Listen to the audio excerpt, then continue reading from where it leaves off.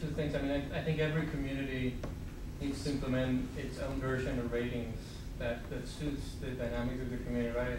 In Amazon, you're trying to buy a product, you don't want to buy crap, right?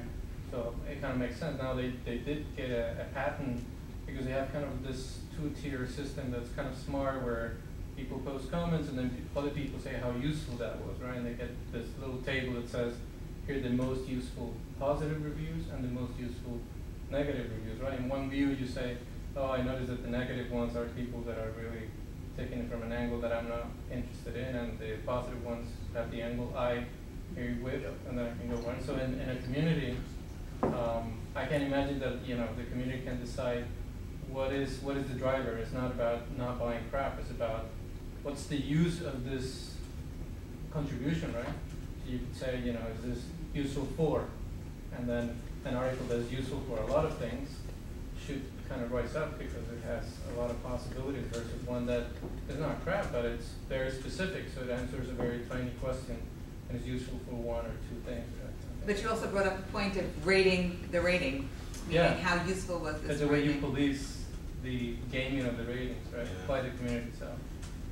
And there's also a discussion starting on the chat that Stephen, I think Johannes started, suggesting ratings from the community and ratings from expert. And right now there's a bit of going back and forth, but maybe experts have time. Yeah. But that basically also rating. Yeah. Putting some weight. So mentors may rate it one way, whereas the generic community rates it another, and then you could allow a helpful rating or something. Okay, it's great. It's great feedback. I mean, just so you guys know, we're actually starting to walk down the path of how do we actually put this out there.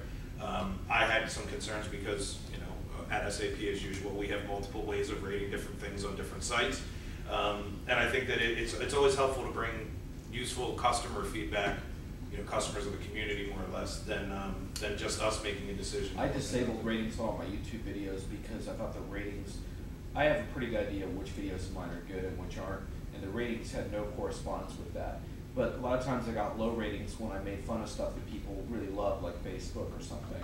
And I was like, no, you don't get to rate this as 1 star because you're offended that I don't like Facebook as much as you do. Right, and it's your opinion at the same time. And unfortunately with YouTube, I had to put the comments on moderate as well, just because people are just obscene, profane, useless stuff. Yeah. But if people put a thoughtful comment, even if it's critical of my work, I'll definitely post that, because to me, all I'm looking for is engagement. And so I think I like your talk a lot, because what you're talking about is, with Amazon, is basically putting a lot of sophisticated thought into how it works for us. And if you do that, I don't think you can go wrong, as long as you're doing that thoughtfully, Okay.